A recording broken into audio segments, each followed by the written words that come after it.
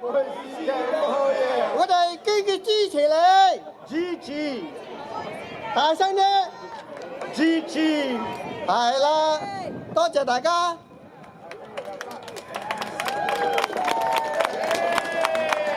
Thank you, Mr. Leung. Good morning, everyone. Joseon Gokwai. It is so wonderful to see all of my friends here in Portsmouth Square, the heart of San Francisco's Chinese community and the birthplace of this city.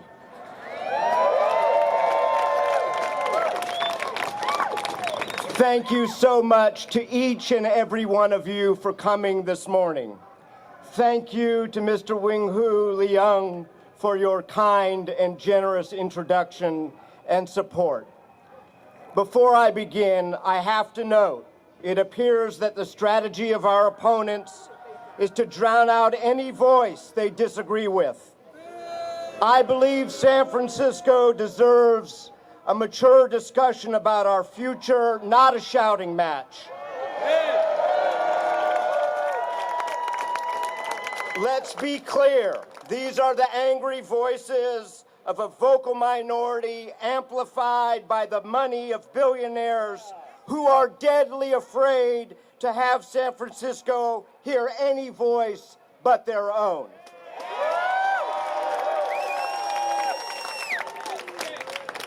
And I can't quite understand what they are saying, but if you're calling me names, believe me, I've been called worse. But it's never stopped me from fighting for the city that I love.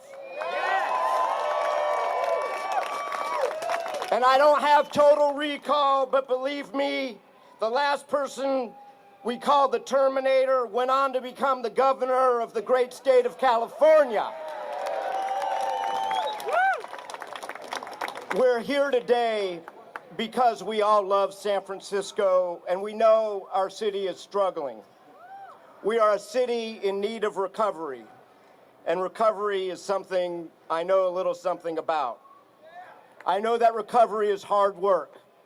It's definitely not easy. I know recovery is not about beating up on yourself. It's actually about loving yourself and accepting the love from those around you. I'm thinking about you, Nancy.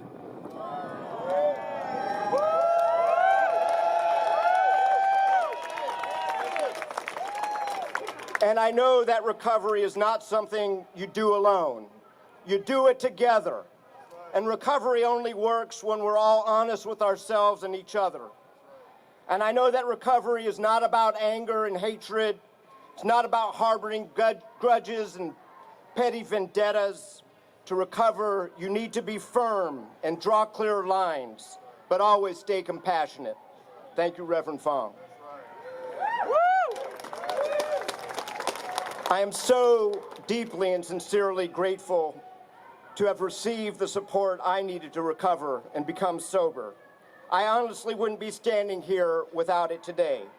And it has inspired me to dedicate the next chapter of my life to the recovery of this city.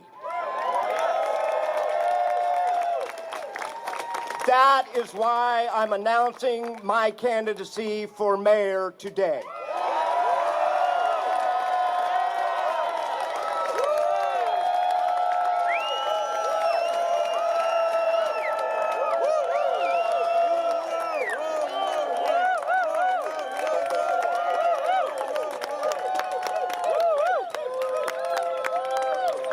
I will be a mayor who loves this city and does not beat up on it for political gain. A mayor who works for everyday San Franciscans and their neighborhoods, not just the well-to-do and the well-connected. And I will be a hands-on mayor, using the 25 years of governmental know-how to once again make San Francisco the city that knows how.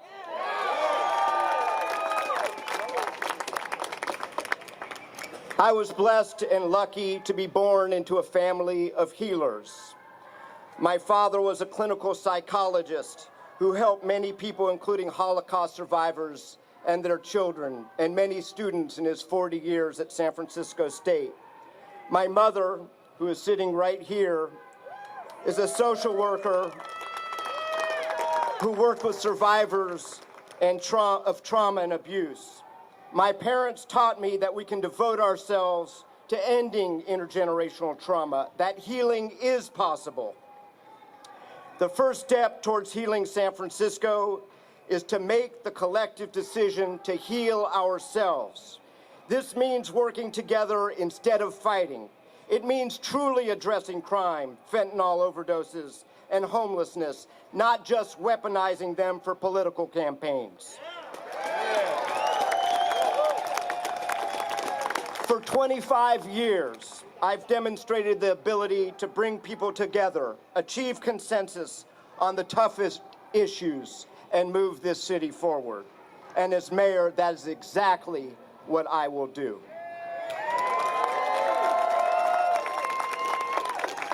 Let's first talk about crime and public safety. It's not enough to make people safe. We have to make people feel safe too. But what we've seen from this administration and its allies is an effort to make people feel afraid for their own political gain. We've seen an administration try to solve crime by press releases instead of public policy. But right here in this neighborhood, I have stood up for safety, stood up against hate crimes, brought Cantonese-speaking foot patrols to walk the beat, expanded community ambassadors, and strengthened pedestrian safety. That's what every neighborhood in this city deserves. For me, public safety is a progressive value. I voted to support increased police budgets, police overtime, greater police staffing, and an emergency declaration in the Tenderloin. And I was the first to call for the creation of the Drug Market Agency Coordination Center that has been operating since last summer and is now getting results. Let me be clear. I support arresting fentanyl dealers and holding them accountable. But arresting drug users and doing nothing more is a cynical and dangerous policy that often results in more overdoses and not more treatment for addiction. As mayor, I will adopt the philosophy of my former kindergarten classmate, the current Vice President of the United States, Kamala Harris. I will be smart on crime. First, we need more staff, additional police on the street walking beats, more medics, emergency room nurses, mental health providers, drug treatment specialists, and 911 call operators who are also essential in keeping us safe. But it isn't just about funding. It's about digging deep into the broken structures of government and fixing them from the inside out. I will create a schools to officers pipeline to recruit people directly from our communities into the police force so that students get a college education and our neighborhoods are kept safe by police officers who understand them and respect them. And I will finally establish citywide community policing that has been long promised but never realized, with foot patrols and community ambassadors in every neighborhood. I have worked a quarter of a century with the incredible officers on the beat in Central Station, and I know firsthand how effective community policing can be. But while we focus on crime in the streets, we must also address criminality and corruption in our city government.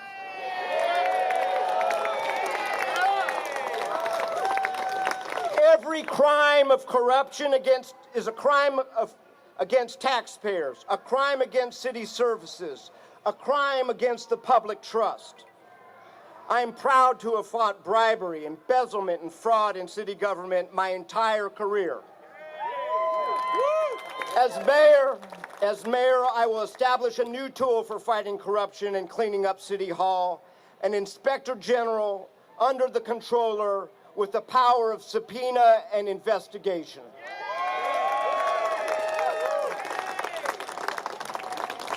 Homelessness is another place we need to come together and heal this city.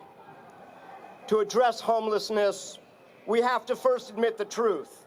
Our crisis of homelessness doesn't start at the bottom, out on the streets. It starts at the top with a lack of leadership. Hundreds of supportive housing units lay vacant. Millions of dollars wasted. Not enough coordination. Not enough accountability. It's not leadership to keep finding other people to blame for homelessness. They blame compassion. They blame nonprofits. They blame progressives. Then they blame the judges. But at the end of the day, the buck stops with the mayor.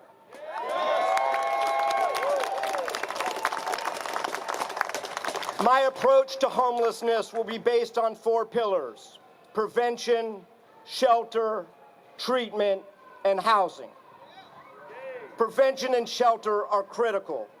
We often hear that substance abuse and mental health cause homelessness, but just as often, these problems only become acute after people lose their homes and are forced out onto our streets. By keeping people housed, we can stop the downward spiral before it happens. We showed during the pandemic that rent relief and eviction protections keep at-risk individuals safely in their homes. Yet as we speak, millions of dollars that could be spent on this effort are not being used. I will change that. And we must also protect, strengthen, and expand rent control. Rent control is a lifeline. It stops unfair evictions and limits rent increases. It helps those at risk of homelessness stay in their homes. And it makes the city affordable to poets, artists, musicians, writers, and dreamers. To students and hotel workers, to immigrants and struggling families, to teachers and muni operators and the people who work in the services and tourism sectors that are so important to our city. And we have a chance to expand rent control across California this November by voting to eliminate the Costa-Hawkins Act. If it is successful, as mayor, I will immediately expand rent control to the 40% of San Francisco tenants who do not benefit from it today because of Costa-Hawkins. Because every tenant deserves the same protection. And I will work to outlaw the demolition of rent-controlled housing unless it is replaced with new rent-control housing. As supervisor, I showed that we can expand our shelter capacity. We brought the first transitional aged youth shelter in the city, right here to District 3. Yeah. We acquired hundreds and hundreds of units of permanent supportive housing. As mayor, I will expand our shelter capacity by at least 2,000 additional shelter beds. We currently have shelter beds for less than half of our homeless population on our streets. New York, by contrast, has shelter beds for 85%. Without shelter beds, the goal of clearing tent encampments is performative cruelty and an empty promise. If there's no place for people to shelter, they will just keep coming back. And with shelter comes the opportunity for treatment. We must dramatically expand the number of treatment beds and staffing for substance abuse and behavioral health. I know and I have seen that there are people on our streets who do require involuntary intervention so that they can be helped. And I support conservatorship laws, and I encourage people to seek treatment like I have. But that's just another empty promise if we're forcing people into treatment that simply does not exist. The final pillar is to build affordable housing.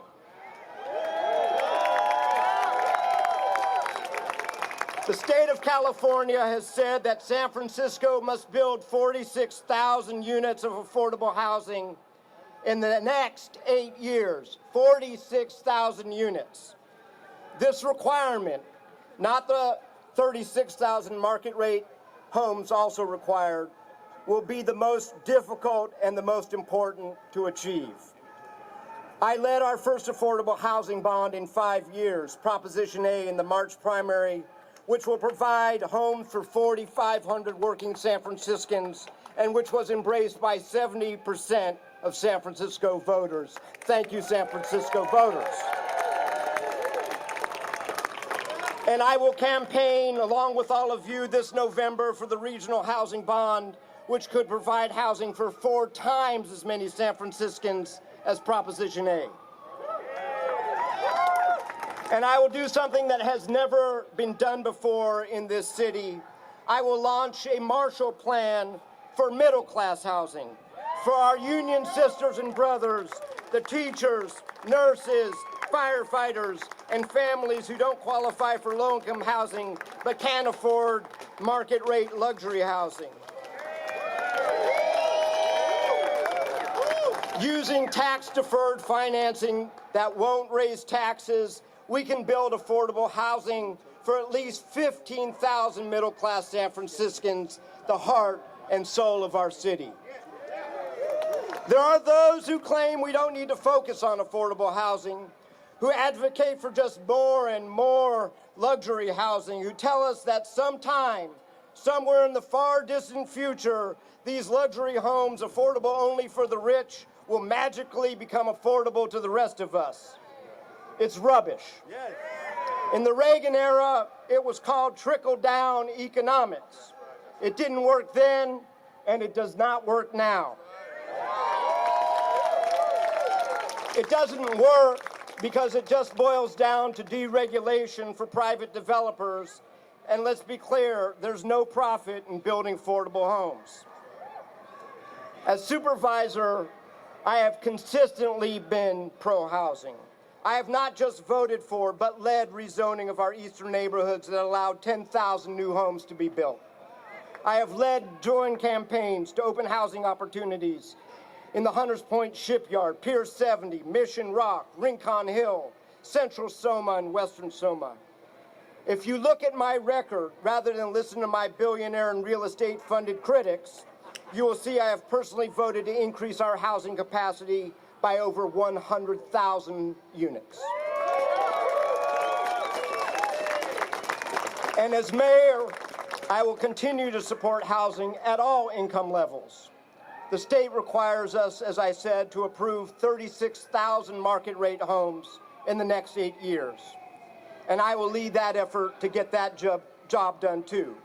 And I will say, if you look at the candidates running for mayor, I am the candidate who is actually most likely, not least likely, to build the most housing